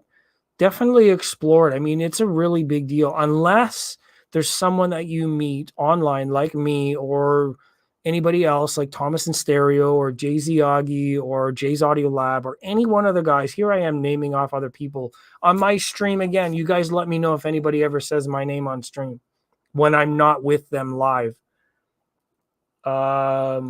I would die. I think I would actually fall over and check my pulse if somebody actually called my name out in a good way. People talking shit about me behind my back, I can imagine. Sadly, it was a high in Munich. I listened to the speakers you show here. The music was slow and not really sounded like full potential. It was really disappointing. That happens too. Live shows, sometimes they don't show you everything that's possible, and you don't know what to think because you didn't hear what you wanted to hear. It's a really big problem.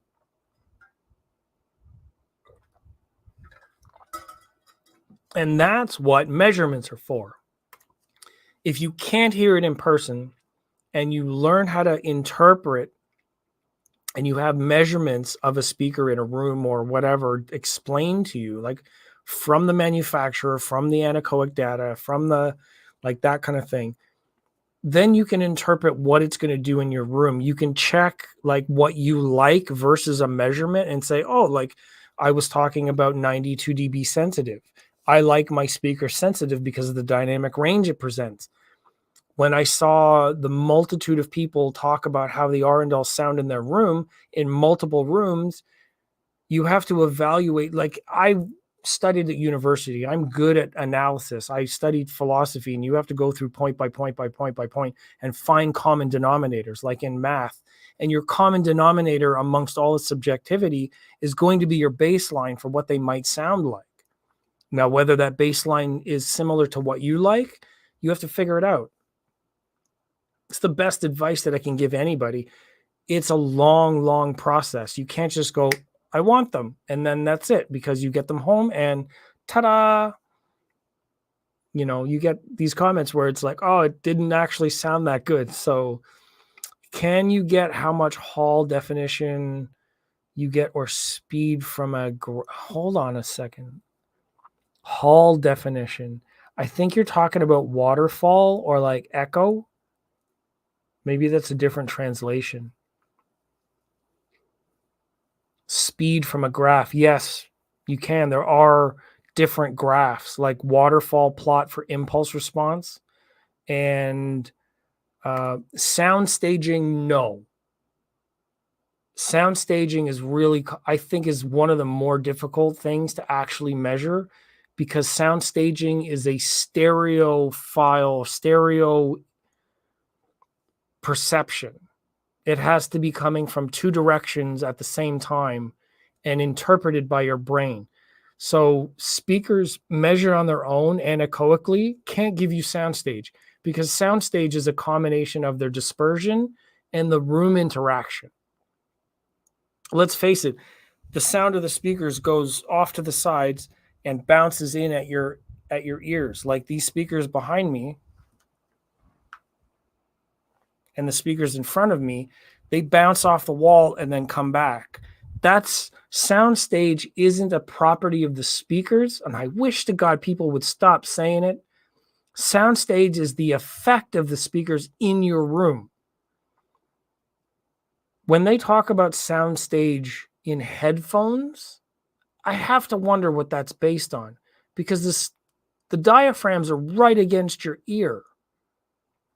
Is soundstage in that case is the material mixed into the recording, because there is such thing as soundstage in the recording. So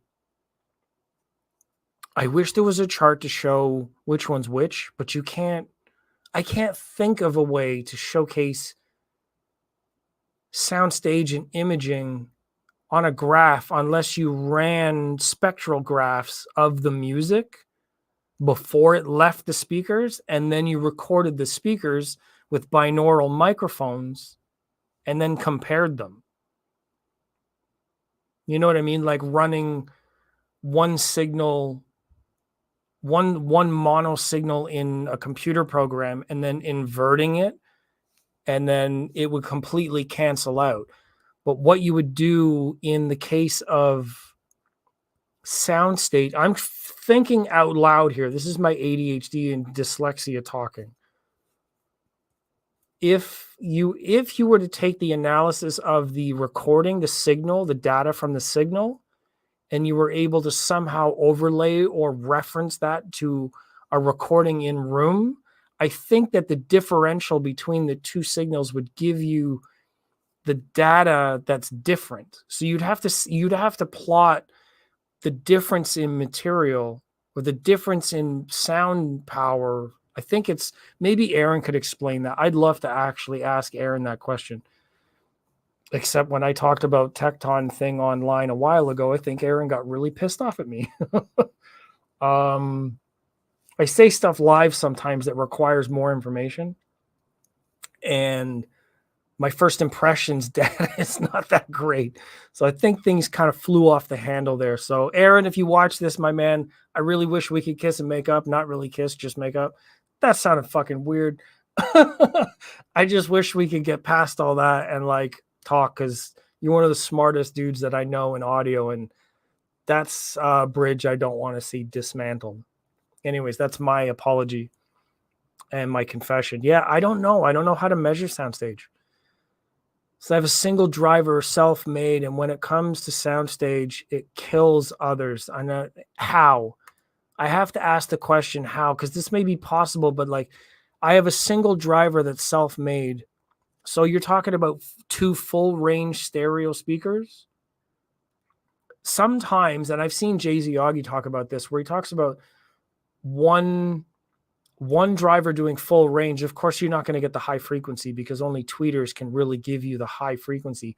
But mid-range through bass, because it's coming from one point, the integration and the sound staging from one driver doing the work, like coaxial drivers actually soundstage well, because all of the energy is leaving at the same time. You're not getting like ping, ping, and then ping, ping, and then it interferes in the air, which is possible. That's why binaural mics pick up sound better than stereo mics, because the cross interference from 2 microphones, the timing delay doesn't sound right to hearing. Binaural mics with headphones is one of the closest ways to hear a room. Yeah, I don't know. Sound staging is a really tricky one. In my opinion, it's a combination of the signal and the speakers in the room. The room adds information to sound staging, because if it bounces off the walls, you get wider soundstage. If you toe them in, you got less energy off the wall. It sounds more narrow. You get more focused imaging. The best sound staging, in my opinion, is both, where you can hear the width and it's still locked in center. You don't have the interference to mess up either one. That takes room treatment and positioning. If you don't get your distance right, your width right, and balance all of them together, who knows? I'd love to hear what some people's systems are like and hear how they talk about it. Imagine visiting everybody else's house and listening to the system and go, oh, that sounds like ass. Like, you've been talking all of this stuff for this long, and I don't even like how your system sounds. That would be tremendous. What an experience. Crack says exactly. The high frequencies there are measured up to 20K. Yes, but does not sound good up to 6. Okay, but you can read into it online. So it's a single driver. Yeah. They say all the sound stages like magic. Yes, that's because it's all time aligned. Deadlocked, you can hear drums and stuff behind the guitar. Yeah, exactly. And that's an accurate driver. If they're not able to reproduce transients well, like 2 drivers have some interference, so all those micro details are lost in the design because of that reason. That's why you've got tilted baffles, and why SVS has time alignment on it, and Sonus Faber has it in some of the things. It's time aligned either in the crossover or in the baffle, and Arundel's tilted back, and Borisons are tilted back, and Ridos are tilted back, and you know what I mean? Like, they're doing all of this to time align the driver so you've got less interference when it gets to your ear, and the same for bouncing off the walls. So all of the sound energy in the room has a cohesive field, right? It arrives in your listening position at the same time so that there's no interference happening and you get all those micro details. It's the only way you're going to hear stuff like that depth and height and what they talk about image separation. Like, that comes from accurate drivers and non-interference in the room. So like room position and treatments, absorption, diffraction, so it spreads the energy out. So the first reflection energy, and maybe second energy reflection, is scattered or changed so that it doesn't cause the interference, thereby diminishing the details that you hear in the air. Damn. I've read a lot of books. Anyways, we're going on almost 2 hours. I think this is plenty long enough. Everybody that's watching, there's 6 people watching. I don't know if you've liked the video or left any other comments. Thank you for being here tonight. This is a long one. I do truly appreciate my friends coming to watch and add to the conversation, especially in the chat is where a lot of this content comes from. So you guys, you people,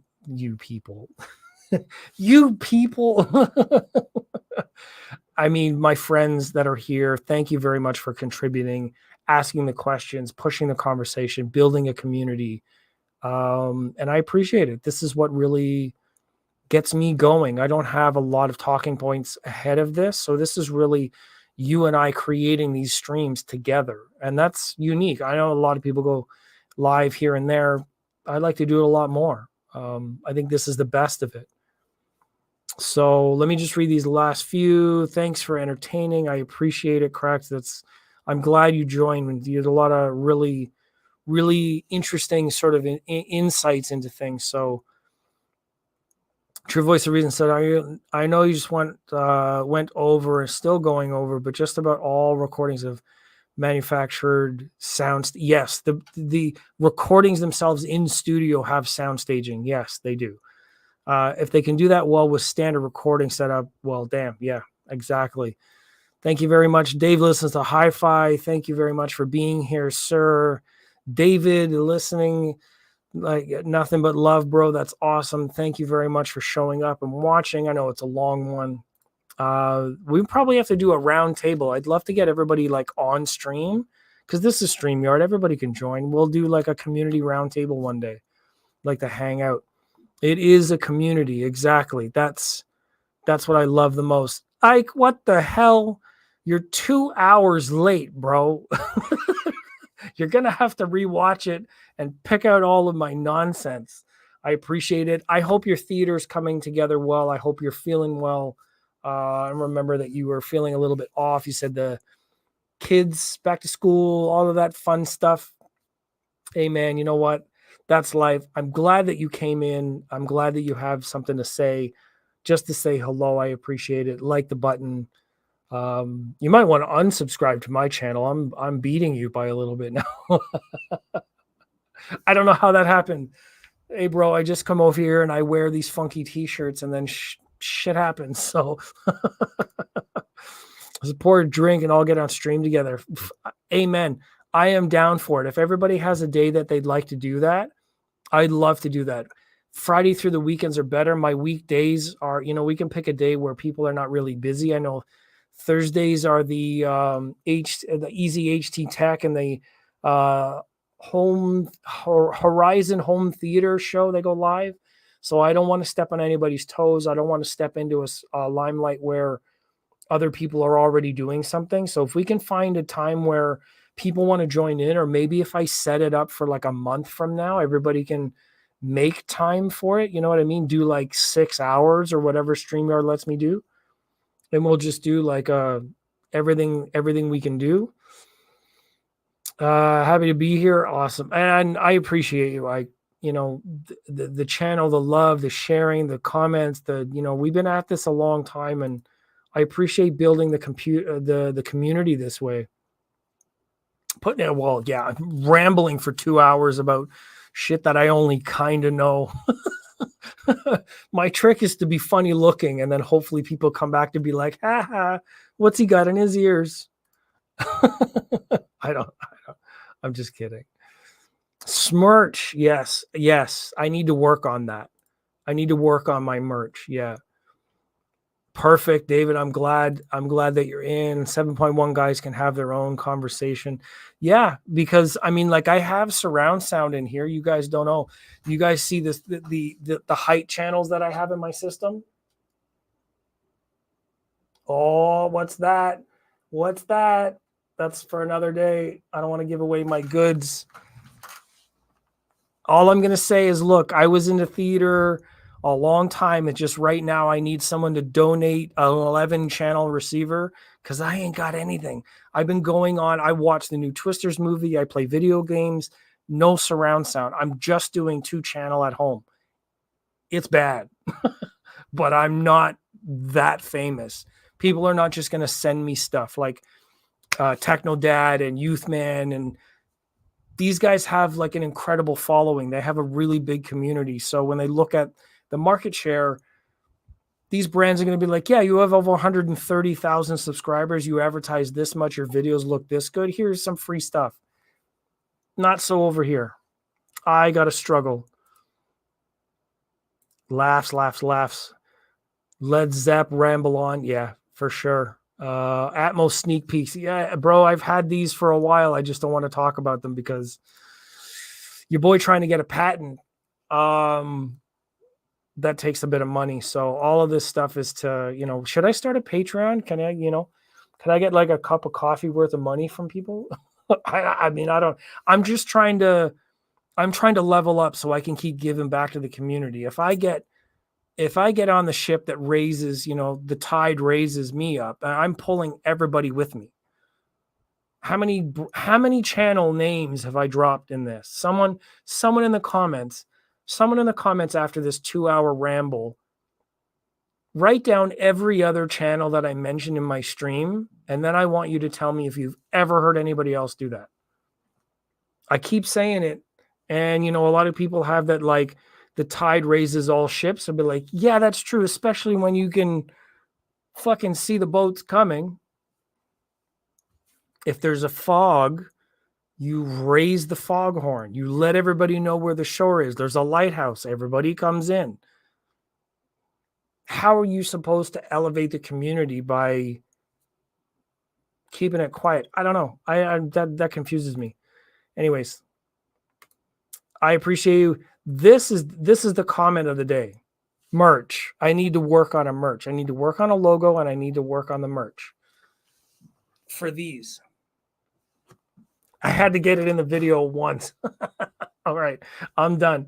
You guys, thank you very much for the night. Shout out to Gishelli Labs throughout the whole stream. You see that monolith behind me. Thank you very much. Shout out to the band. If you guys don't know, the Sleep Token. Very great metal band. Very, very genre blending. Thank you to Ike, David. Dave listens to HiFi, True Voice of Reason, Cracks for being here. Thank you all so much for making the stream what it was. And I appreciate everyone. Everybody that I mention has an influence in the community. They're doing their thing, and I appreciate it. They have all helped me in some kind of way because everybody who shares something is valuable. We are all literally connected. And it really means a lot that we put it all together, go in the right direction, hold each other accountable, help each other up. It's the only way that this is going to get better. Right now, there's a lot of things going on in the world where you've got this side, that side, the middle, the bottom, the top. I mean, literally shit is getting crazy out there. So right now, more than ever, we need to keep community tight, informed, supported, encouraged. That's what I'm here for. That's the psi part of my psi-phonics, is the psychology of human beings. The reason why I like to mix that content is we are human beings first, then we become hobbyists. So if you can't get the person right, the personality right, the perception correct, the way we talk and communicate correct, I'm sorry, but it doesn't matter what your ship looks like. If the tide comes in, you don't want to miss the boat. That's a good pun.